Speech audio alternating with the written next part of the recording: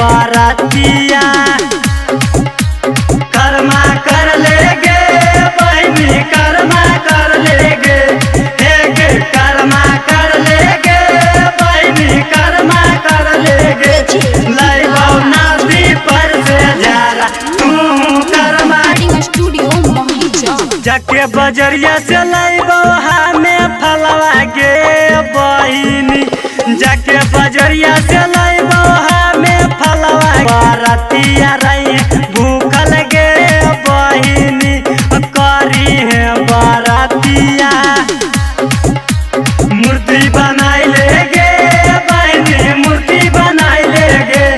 हे गे मूर्ति बनाई लेगे बहनी मूर्ति बनाई लेगे लाइबा पोखर पर से मट्टी तू मूर्ति बनाई लेगे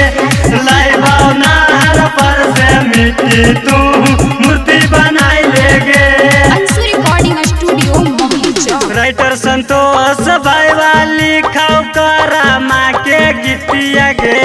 राइटर संतोष भाई वाली खाओ करा माँ के गीतिया गे पूर्वा पटे